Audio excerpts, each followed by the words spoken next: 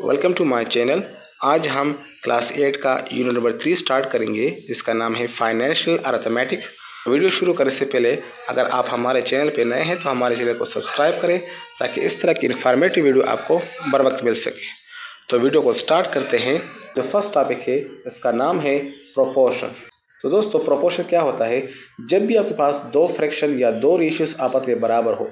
Suppose करें मैं कहता हूँ 1/2, सपोज मैं कहता हूँ 1/2, ठीक है। और इसका जो इक्विवेलेंट फ्रैक्शन है वो आपके पास है 2/4, ठीक है। ये आपस में क्या है? ये आपस में इक्वल है। तो जब भी आपके पास दो फ्रैक्शन आपस में इक्वल हो तो इससे प्रोपोर्शन बनता है। किस तरह? इस 1/2 को हम लिख सकते हैं 1/2, इक्वल टू 2/4 को हम लिख सकते हैं 2/4 लिख सकते हैं, ठीक है। ये जो इक्वल है ये प्रोपोर्शन की जगह आ जाएगा 1/2 प्रोपोर्शन 2/4 हो जाएगा। तो इस तरह ये आपके पास क्या बन जाएगा? ये आपके पास एक बन जाएगा, एक प्रोपोर्शन बन जाएगा। और प्रोपोर्शन में भी ये आपके पास कंटिन्यूड प्रोपोर्शन वाला केस है, लेकिन जो भी है हमारे पास ये प्रोपोर्शन बन जाता है। जब भी आपके पास दो फ्रैक्शन इक्वल हो जाए तो ये हमेशा आपके पास प्रोपोर्शन बनता है। प्रोपोर्शन पर क्वेश्चन किस तरह सॉल्व किया जाता है या इस पर क्वेश्चन किस तरह आता है, तो इसको आपने डिटेल में समझना है। को समझने के बाद अब हम इसके टाइप की बात कर सकते हैं, जो कि है डायरेक्ट प्रोपोर्शन और दूसरा है इसका इनवर्स प्रोपोर्शन। अब डायरेक्ट प्रोपोर्शन क्या होता है और इनवर्स प्रोपोर्शन क्या होता है? डायरेक्ट प्रोपोर्शन क्या होता है? ऐसा प्रोपोर्शन, ऐसा ताल्लुक जिसमें एक वैल्यू ज़्यादा हो तो दूसरी भी ज़्यादा होती है, एक इंक्रीज़ होती है तो दूसरी भी इंक्रीज़ होती है, अगर एक डिक्रीज़ होती है तो दूसरी भी डिक्रीज़ होती है। मतलब इन दोनों के दरम्यान में जो रिलेशन है वो बिल्कुल डायरेक्ट है। तो इस तरह के प्रोपोर्शन को हम कहेंगे डायरेक्ट प्रोपोर्शन। इसी तरह इनवर्स प्रोपोर्शन कौन सा होता है? ऐसा रिलेशन, ऐसा प्रोपोर्शन जिसमें एक क्वांटिटी ज़्यादा हो तो दूसरा उसकी उलट हो, यानी वो कम हो। अगर एक कम हो तो दूसरी ज़्यादा हो, यानी बिल्कुल उल्टा हिसाब हो। तो इस टाइप के प्रोपोर्शन को हम कहेंगे इनवर्स प्रोपोर्शन। अब इन दोनों को हम एक एग्जाम्पल के थ्रू जो है समझते हैं। तो एग्जाम्पल है, a car covers a distance of 24 kilometre and 45 minutes. ये आपके पास डेटा है कि एक गाड़ी है जो कि 24 किलोमीटर का फासला 45 मिनट्स में तय करती है। तो हम आपके पास दो क्वांटिटीज़ है, एक है डिस्टेंस ये वाली और एक है टाइम जो कि है 45 मिनट्स। तो इनके दरमियान में रिलेशन गिवन है, ठीक है। तो आप क्या करेंगे, यहाँ पर डिस्टेंस लिख लेंगे। तो डिस्टेंस कितना है? 24 किलोमीटर है। और जो टाइम है, टाइम वो है 45 मिनट्स। तो टाइम के नीचे आप लिख लेंगे 45 मिनट्स लिख लेंगे। नेक्स्ट क्या कह रहे हैं? How long it will take, कितना टाइम लेगा। यानी आपको फाइंड करना है, टी को फाइंड करना है। विल टेक कितना टाइम लेगा, तो टाइम मालूम नहीं है तो हम यहाँ लिखेंगे टाइम लिख लेंगे, ठीक है। It will take to cover a distance of 72 kilometre, और जो डिस्टेंस है वो है 72 किलोमीटर। इस तरह यहाँ पर हम रेशियो डाल लेंगे और यहाँ भी हम रेशियो डालेंगे। अब इसके बाद हमने ये फाइंड करना है कि इन दोनों के दरमियान में जो रिलेशन है वो डायरेक्ट है या इनवर्स है। यानी एक चीज़ को ज़्यादा कम करने से दूसरी चीज़ पर क्या फ़र्क पड़ता है। तो इन दोनों के दरमियान में जो रिलेशन है वो फाइंड करते हैं। तो डिस्टेंस और ये है टाइम, अगर इस चीज़ को ज़्यादा करने से ये चीज़ ज़्यादा हो रही है या इसको कम करने से ये कम हो रही है, तो इनके दरम्यान में जो रिलेशन होगा वो डायरेक्ट होगा। और अगर इसको ज़्यादा करने से ये कम हो रही है या इसको ज़्यादा करने से ये कम हो रहा है, तो इनके दरम्यान में जो रिलेशन होगा वो इनवर्स रिलेशन होगा। तो देखते हैं कि इनके दरम्यान में जो रिलेशन है वो डायरेक्ट है या इनवर्स है। तो आप सोचें, अगर मेरे पास टाइम ज़्यादा हो तो ये डिस्टेंस ज़्यादा कवर होगा या कम कवर होगा? जाहिर सी बात है ये ज़्यादा होगा तो ये भी ज़्यादा होगा। तो इसका मतलब है कि ये डायरेक्ट है। रिलेशन तो हमने मालूम कर लिया है कि ये डायरेक्ट रिलेशन है, डायरेक्ट प्रोपोर्शन है। अब इसके बाद हम क्या करेंगे, जिस कॉलम में आपके साथ वेरिएबल है, एक्स हो, टी हो, यू हो, वी हो, जो भी हो, उस कॉलम में आपने क्या करना है, आपने एक एरो डालना है। और एरो आपने ऐसी अंदाज में डालना है, ऐसे डायरेक्शन में डालना है कि जो वेरिएबल है वो एरो के टेल पर आ जाए, यानी वेरिएबल से स्टार्ट हो और दूसरे डायरेक्शन में जाए। अगर यहाँ पर होता वेरिएबल ऊपर होता तो हम ऊपर से ये एरो डालते, यानी इसका जो टेल है, टेल ये यहाँ पर आपके पास ये वेरिएबल आना चाहिए, वेरिएबल जो है वो टेल पर आना चाहिए। ठीक है, अब इस तरह हमने एरो डाल दिया है। अब यहाँ भी हम इस तरह एरो डालेंगे क्योंकि इनके दरम्यान में जो रिलेशन है वो सेम है, डायरेक्ट है। अगर इन्वर्स होता तो फिर हम इसके उल्टा डायरेक्शन में, इन्वर्स डायरेक्शन में, अपोजिट डायरेक्शन में एरो डालते, क्योंकि इन दोनों के दरम्यान में डायरेक्ट रिलेशन है यानी 72, और जो वैल्यू हेड पर हो वो बाद में लिखनी है और बीच में डालना है, रेशियो डालना है। इस तरह इनके दरमियान में फिर प्रोपोर्शन डालना है, और इस तरह ये वैल्यू भी, जो वैल्यू टेल पर हो तो वैल्यू टी है, और जो वैल्यू हेड पर हो उसको बाद में डालना है, इस तरह 45 है। तो इस तरह ये जो है प्रोपोर्शन में ये कन्वर्ट हो चुका है। अब हमारे पास प्रोपोर्शन में एक फार्मूला है, एक सिंपल सा फार्मूला है। फार्मूला क्या है कि इन दोनों का प्रोडक्ट यानी मीन का प्रोडक्ट दरमियान वाले का प्रोडक्ट बराबर होगा एक्सट्रीम वाले के प्रोडक्ट के बराबर, यानी इन दोनों को मल्टीप्लाई करो तो ये क्या होगा, बराबर होगा। इन दोनों को ज़रब करो और इन दोनों को ज़रब करो तो बराबर होगा। तो हम लिख सकते हैं कि 25 multiply T equal to 72 multiply 45, इस तरह हम लिख लेंगे। अब इसको हमने इस तरह लिख लिया है। हमारे पास जो अननोन है या हमने जो फाइंड करना है, मालूम करना है, जो रिक्वायर्ड है वो टी है। हमारे पास 25 यहाँ पर मल्टीप्लाई में है, तो ये 24 जो है यहाँ पर डिवाइड में आ जाएगा क्योंकि यहाँ पर मल्टीप्लाई में है। ये बेसिक रूल है आपके पास कि जब भी इक्वेशन हो और उसमें इक्वेशन के एक साइड पर एक चीज़ मल्टीप्लाई में हो तो दूसरे साइड पर जाएगी तो डिवाइड में जाएगी, प्लस में हो तो माइनस हो जाएगी, माइनस में हो तो प्लस हो जाएगी, बिल्कुल उल्टा होगी। तो ये मल्टीप्लाई है तो मल्टीप्लाई का जो उल्टा है वो डिवाइड है। तो हम लिखेंगे 72 मल्टीप्लाई 45 और ये हो जाएगा डिवाइड 24 हो जाएगा। जब ये डिवाइड 24 हो जाएगा तो 24 1 ज़ा 24 और 24 जो है 3 दफ़ा बनाओ तो ये हो जाएगा 72, 72 बन जाएगा। तो इस तरह आपके साथ हो जाएगा टी आ जाएगा 3 मल्टीप्लाई 45 हो जाएगा। अगर आप इनको मल्टीप्लाई करो तो ये आपके पास आ जाएगा 135 टी, और क्या टी क्या है, मिनट्स में है। तो आपके पास जो टाइम होगा वो 135 मिनट्स जो है दरकार होगा। डिस्टेंस आपके पास 24 था तो 45 मिनट में, अगर 72 डिस्टेंस है ज़्यादा किया तो टाइम भी ज़्यादा होगा, और टाइम कितना होगा, वो टाइम होगा 135 मिनट्स में ये डिस्टेंस कवर होगा। नेक्स्ट जो हमारे पास एग्जांपल है वो है 20 man can construct A building in 18 days. 20 man है और 18 दिन में एक बिल्डिंग को बनाते हैं। ठीक है, हाउ लॉन्ग, कितना टाइम लेगा, will it take to take 30 man, जब आदमी जो है वो 30 हो जाएंगे, 20 से 30 हो जाएंगे, to complete the same task, यही बिल्डिंग मुकम्मल करने में 30 आदमी कितना टाइम लेगा। तो देखिए यहाँ पर मैन और डेज के दरमियान में रेशियो है। तो मैन की जगह आपने लिखना है 20 और डेज जो है वो 18 है। एक मैन है और डेज है, इनके दोनों के दरमियान में आपने रेशियो डालना है। तो इस तरह हो जाएगा। अब देखें यहाँ पर क्या कि टाइम कितना लेगा, तो दिनों की जगह आपने यहाँ पर टाइम के नीचे आपने टी डालना है, इस तरह ये टी डालना है।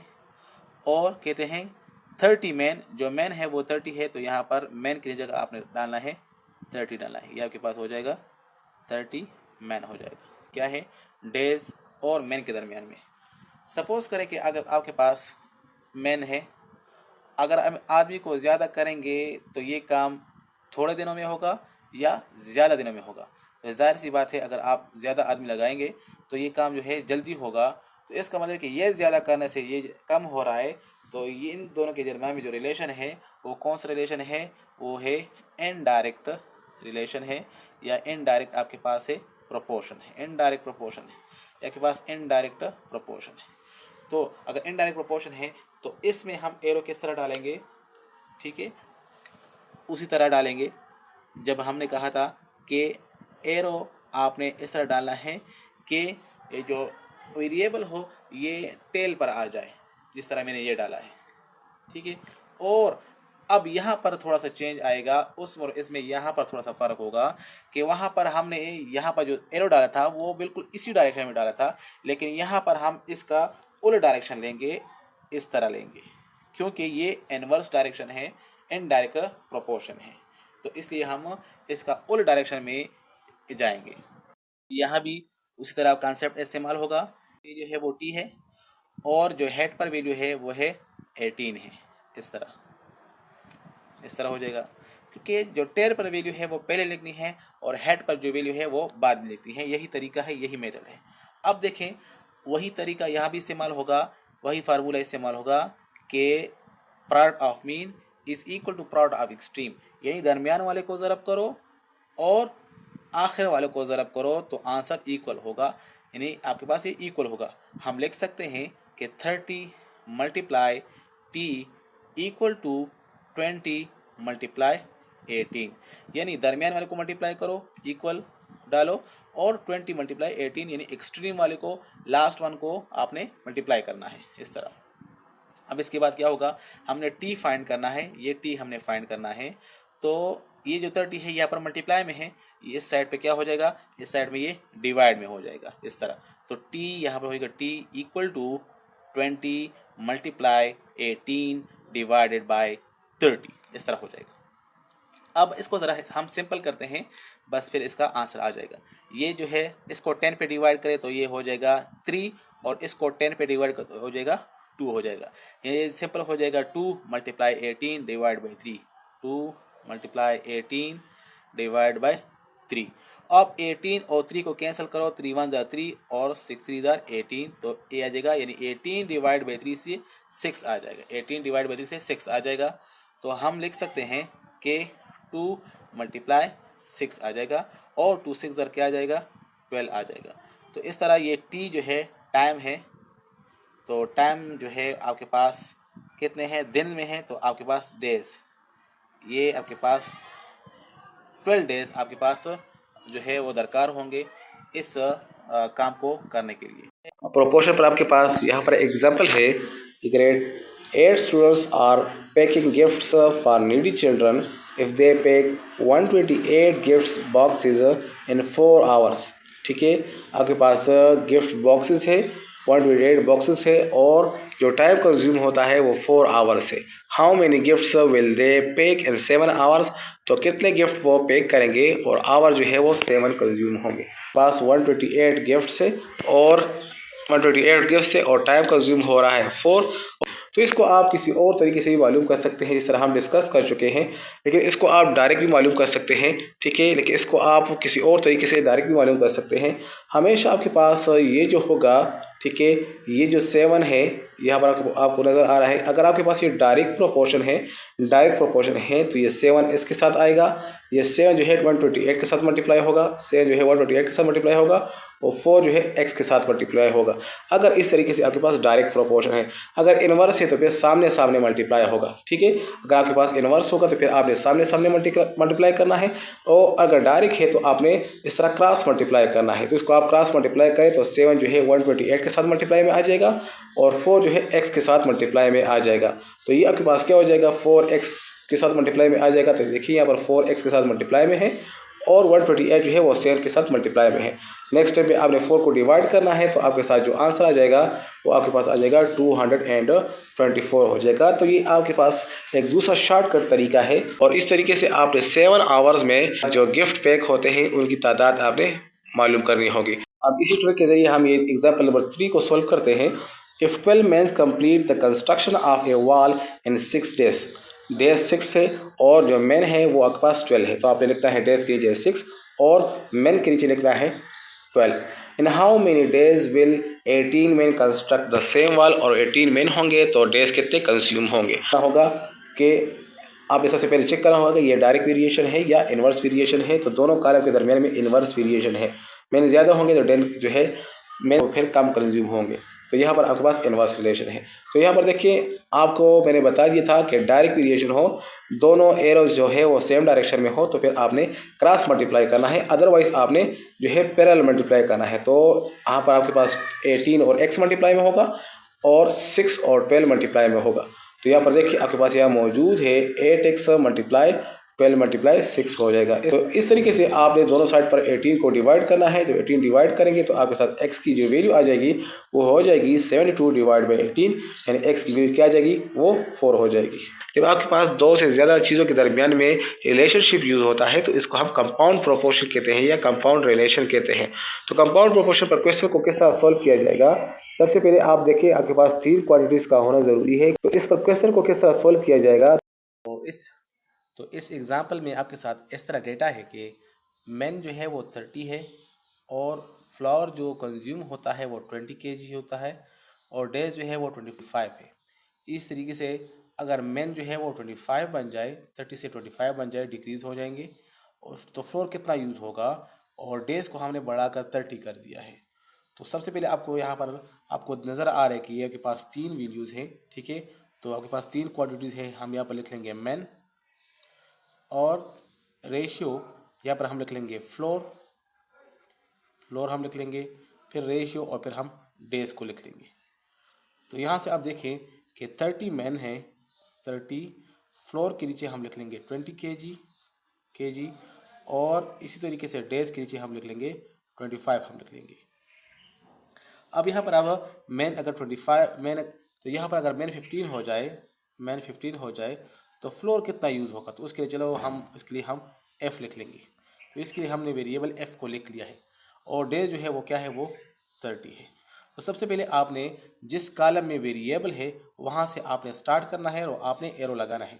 तो जैसे कि मैंने पहले बता दिया है कि आपने एरो ऐसे लगाना है कि जो वेरिएबल है वो इस एरो के टेल पर आ जाए। तो हमने इसको यहाँ पर इस तरह लगा दिया है। अब यहाँ पर आपने क्या करना है, आपने इस कॉलम और इस कॉलम के दरमियान में जो है क्या करना है, इस कॉलम और इस कॉलम के दरमियान में आपने प्रोपोर्शन चेक करना है कि ये डायरेक्ट प्रोपोर्शन है या इनवर्स प्रोपोर्शन है। तो हम वेरिएशन चेक करते हैं, तो हम इसका रिलेशन चेक करते हैं। अगर फ्लोर मेन ज़्यादा होंगे तो ऑटोमेटिकली फ्लोर जो है वो ज़्यादा कंज्यूम होगा, ठीक है। तो इसका मतलब है कि इन दोनों के दरमियान में जो रिलेशन है वो क्या है, वो डायरेक्ट है। तो इसी तरीके से यहाँ पर जिस तरह एरो है और यहाँ भी हम इसी तरह का एरो बना लेंगे यहाँ पर, तो इस तरह हो जाएगा। अब हम इस कॉलम का और इस कॉलम का जो है रिलेशन चेक करेंगे। तो अगर फ्लोर ज़्यादा होगा तो डेज जो है ज़्यादा डेज के लिए ये क्या होगा, काम करेगा। अगर फ्लोर ज़्यादा होगा तो ज़्यादा टाइम के लिए जो है वो खा सकेंगे। तो अगर इस तरह और इस तरीके से अगर डेज ज़्यादा होंगे तो फ्लोर जो है वो ज़्यादा कंज्यूम होगा। तो ये भी आपके पास क्या है, डायरेक्ट रिलेशन है, ठीक है। तो इन दोनों के दरम्यान भी आपके पास डायरेक्ट रिलेशन है। अब इसके बाद आपको क्या करना है, आपके पास जिस कॉलम में वेरिएबल हो, ठीक है, वो आपने लिखना है, इक्वेशन के इस साइड पर लिखना है, ठीक है। तो यहाँ पर क्या है, वैल्यू एट द टेल आपने पहले लिखनी है। टेल पर वैल्यू क्या है, वो f है और हेड पर जो वैल्यू है वो क्या है, वो 20 है। वैल्यू एट द टेल वाली वैल्यू ऊपर और हेड वाली वैल्यू नीचे लिखनी है। इसी तरीके से आपके पास इक्वेशन के इस साइड पर ये और ये मल्टीप्लाई में आएगा। किस तरह मल्टीप्लाई में आएगा, वैल्यू एट द टेल जो है वो 15 है, 15 डिवाइड बाई 30 मल्टीप्लाई बाय, अब ये कॉलम रह जाएगा तो वैल्यू एट द टेल क्या है, वो 30 है डिवाइड बाय 25 है। अब क्या करेंगे, तो अब इनको सिंप्लीफाई कर लेंगे। तो ये 30 यहाँ पर भी है और यहाँ पर भी है, मल्टीप्लाई और डिवाइड ये कैंसिल हो जाएंगे, 15 रह जाएगा और 25 रह जाएगा, ठीक है। तो यहाँ पर हम इसको लिख लेंगे, जस्ट लिख लेंगे 15 डिवाइड बाई 25 और इसको आप मज़ीद काट सकते हैं।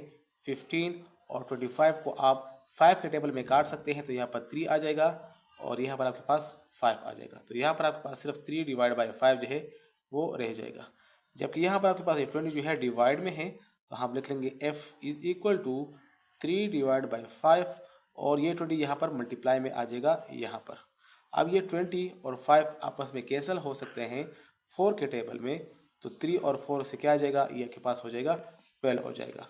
तो यहाँ पर हम लिख लेंगे कि f इज इक्वल टू 12 और f की जो वैल्यू है वो क्या है, kg में है, तो हम लिख लेंगे F is equal to 12 kilogram. इस तरीके से आप कंपाउंड प्रोपोर्शन के क्वेश्चन को सोल्व कर सकते हैं। इस तरीके से आपने एरोज लगाने होंगे, फिर आपने रिलेशन चेक करना होगा, और जो आपके पास वेरिएबल वाला कॉलम है उसको आपने एक साइड पर रखना है, और बाकी जो दो कॉलम होंगे उनको आपने मल्टीप्लाई में रखना है। और किस तरह रखना है कि वैल्यू एट द टेल ऊपर, वैल्यू एट द हेड नीचे। यहाँ पर एक्सरसाइज 3.1 में आपके पास तमाम के तमाम आपके पास प्रोपोर्शन जैसे क्वेश्चन है, ये आप खुद कर सकते हैं। ठीक है, find the value of the Y in the following. आपने यहाँ से वाई की वैल्यू को फाइंड करना है, तो कुछ फ्रैक्शन में है, कुछ प्रोपोर्शन में गिवन है, तो यहाँ से आपने वाई की वैल्यू फाइंड करनी है। नेक्स्ट आपके पास क्वेश्चन नंबर 2, 3, 4 ये जो है ये सब के सब आपके पास प्रोपोर्शन वाले क्वेश्चन का केस है। नेक्स्ट हमारा टॉपिक है प्रॉफिट एंड लॉस परसेंटेज। तो यहाँ पर हम प्रॉफिट और लॉस परसेंटेज को सोल्व करने वाले हैं। हम प्रॉफिट या लॉस परसेंटेज को किस तरह मालूम कर सकते हैं? जब भी हम कोई चीज़ खरीदते हैं और हमारा नफ़ा होता है या नुकसान होता है, तो उस नफ़ा का परसेंटेज हम किस तरह निकाल सकते हैं? पहला क्वेश्चन आपके सामने है कि सलीम आपके पास एक बॉय है जिसने एक घड़ी ख़रीदी है 200 रुपीज़ पर, और इसको बेच दिया है 250 रुपीज़ पर। तो आप ये बताएं कि इसने नफ़ा किया है, नुकसान किया है। अगर नफ़ा किया है तो नफ़ा का परसेंटेज मालूम करें, और अगर नुकसान किया है तो नुकसान का परसेंटेज मालूम करें।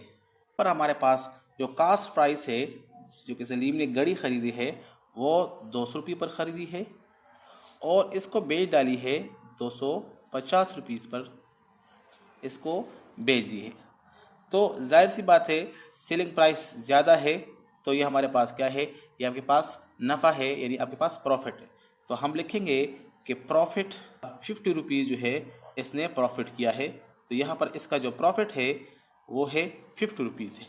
अब इस प्रॉफिट को हम परसेंटेज में कन्वर्ट करेंगे, तो उसके लिए आपके पास फार्मूला है कि profit percentage is equal to, यहाँ पर आप लिखेंगे प्रॉफिट, और यहाँ पर आप हमेशा लिखेंगे कास्ट लिखेंगे, और यहाँ पर आप मल्टीप्लाई करेंगे 100 के साथ, और यहाँ पर आप लिखेंगे परसेंटेज का साइन।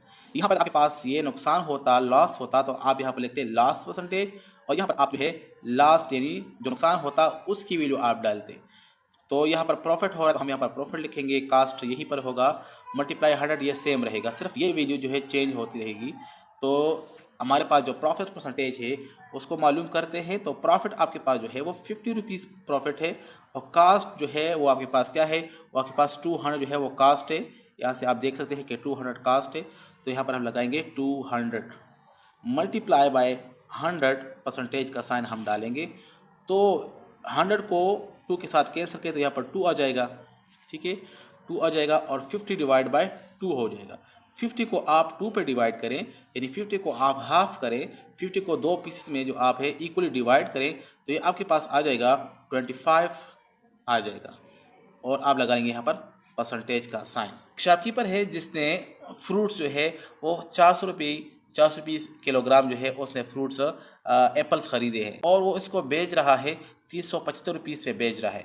शॉपकीपर ने ख़ुद जो है 400 रुपीज़ पर किलोग्राम जो है वो एप्पल ख़रीदे हैं, ख़ुद उसको 400 रुपीज़ पर पड़े हैं, और वो उसको बेच रहा है 375 रुपये पर बेच रहा है। तो आप क्या मालूम करें? आप लॉस या प्रॉफिट परसेंटेज मालूम करें। इसका सोल्यूशन है कि कास्ट प्राइस कितना है? कास्ट प्राइस, तो कास्ट प्राइस जो है वो 40 रुपीज़ है पर केजी, और सेलिंग प्राइस इसको कितने रुपीज़ पर बेच रहा है पर किलोग्राम? तो वो इसको बेच रहा है 375 रुपीज़ पर बेच रहा है। हमें लॉस परसेंटेज मालूम करना है, तो पहले हम मालूम करेंगे प्रॉफिट मालूम करेंगे और लॉस मालूम करेंगे। तो इसमें प्रॉफिट है या लॉस है? तो सेलिंग प्राइस जो है वो लो है, तो इसलिए हम कह सकते हैं, तो यहाँ पर आपके पास क्या है? लॉस है, तो LOSS लॉस मालूम करेंगे। तो लॉस कितना होगा? 400 माइनस 375 हो जाएगा। यहाँ से आप इसको माइनस करें तो हो जाएगा 25 रुपीज़ जो है वो पर केजी जो है वो लॉस कर रहा है। 25 रुपीज़ जो है इसका लॉस है।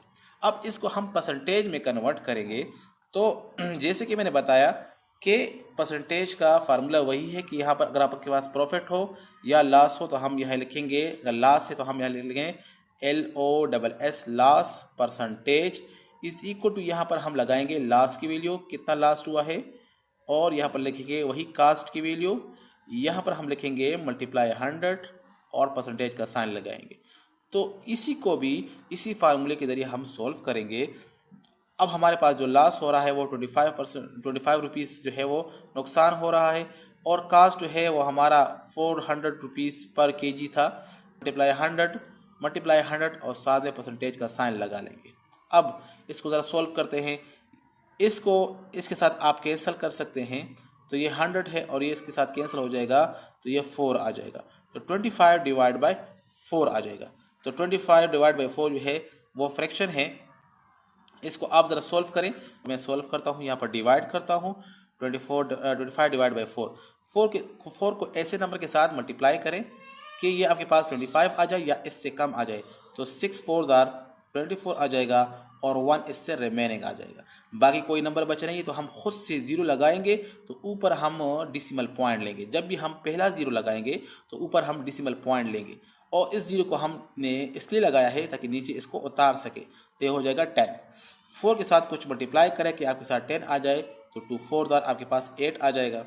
इससे दोबारा आपके पास क्या आ जाएगा, 2 आ जाएगा, और फिर हम दूसरा ज़ीरो लगाएंगे और नीचे उतारेंगे, और 4 के साथ कुछ मल्टीप्लाई करें कि आपके पास 20 आ जाए, तो 5 4 आपके पास 20 आ जाएगा। तो इस तरह इसका जो आंसर आ जाएगा वो हो जाएगा कि 6.25% जो है इसका लॉस हो रहा है। यानी परसेंटेज में अगर आप इस वीडियो को एक्सप्रेस करें तो ये 100 में से 6.25 रुपीज़ का नुकसान कर रहा है। Jameel purchase a house for rupees 92,50,000 पर जो है उसने हाउस जो है परचेज किया है। आफ्टर सम टाइम ही sold at 8% profit.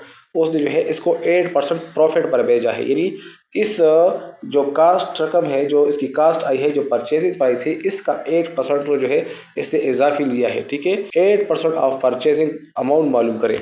8% of purchasing तो आपके पास है 92,50,000 आपके पास है। इसमें 4 जीरो आपके पास है इस तरह। ठीक है, अब क्या करना है, 8%, तो 8 का मतलब होगा, तो 8% का मतलब होता है डिवाइड बाय 100। हम लगा लेंगे डिवाइड बाय 100 और परसेंटेज को ख़त्म कर लेंगे। ये 2 जीरो जो है, ये जीरोज़ ये वाले इन 2 जीरो के साथ कैंसिल, यानी 100 कैंसिल हो जाएगा। आपके साथ हो जाएगा 9,25,000 हो जाएगा। और अब इसको आपने क्या करना है, 8 के साथ मल्टीप्लाई करना है। तो आपके पास हो जाएगा 92500 मल्टीप्लाई 8 आपने करना है। ठीक है, तो 0 0 5 8 40 और इस तरह 1 आ जाएगा, और 2 8 16 17 आ जाएगा। यहाँ पर 1 फिर कैरी हो जाएगा, और 9 8 जो है 72 आता है, और ये बन जाएगा 73 बन जाएगा। तो इस तरीके से 7 लाख जो है 7,37,400 से जो है इसने क्या किया है, इसमें अपने मुनाफा कमाया है। तो यही अमाउंट आपने क्या करना है, सेलिंग अमाउंट जब लिखना है, selling amount is equal to जो कास्ट प्राइस है प्लस जो है ये प्रॉफिट आपने इसके साथ ऐड करनी है। तो ये प्रॉफिट और कास्ट प्राइस आपने ऐड करना है, तो आपके पास सेलिंग प्राइस आ जाएगा। नेक्स्ट हमारे पास है टॉपिक है डिस्काउंट का। तो डिस्काउंट में आपके पास एक फार्मूला है, actual selling price is equal to mark price, ठीक है, माइनस डिस्काउंट है। इसको हम इस तरह भी लिख सकते हैं कि ये जो डिस्काउंट है यहाँ पर माइनस है, तो ये यहाँ पर आ जाएगा प्लस पे हो जाएगा। तो मार्क प्राइस जो होता है, मार्क प्राइस, ठीक है, वो क्या होता है, वो बराबर होता है actual selling price plus discount के बराबर होता है। Actual selling price plus discount होता है।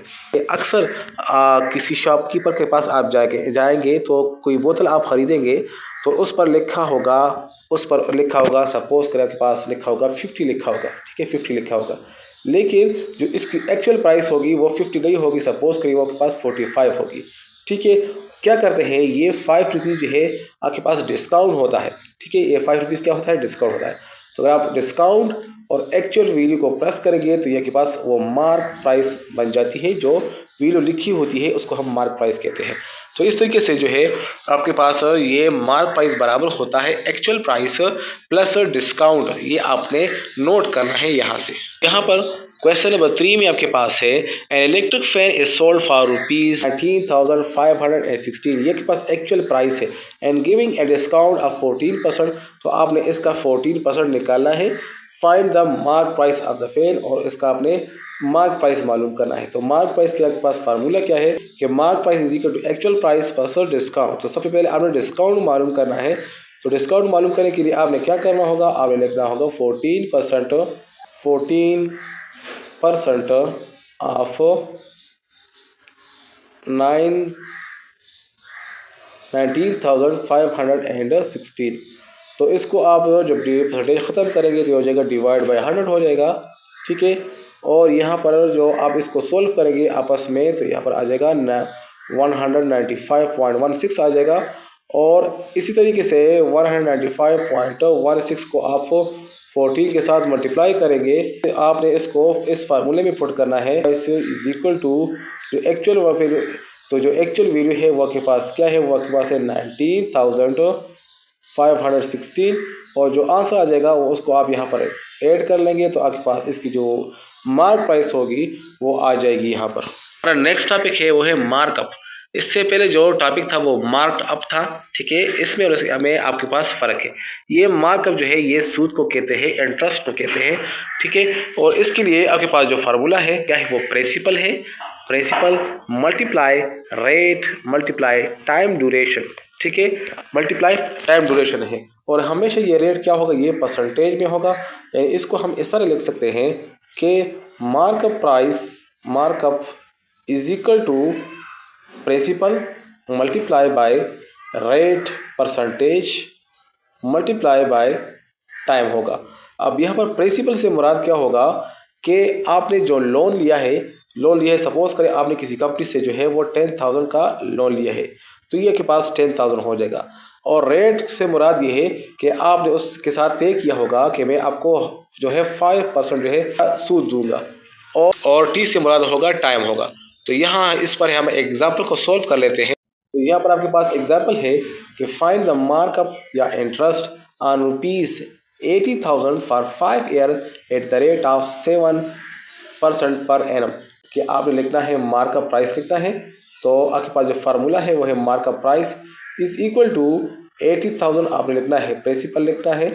तो आपके पास 80,000 है, प्रिंसिपल मल्टीप्लाई बाय रेट, जो रेट है वो क्या है, वो 7% है, 7 डिवाइड बाय 100 है।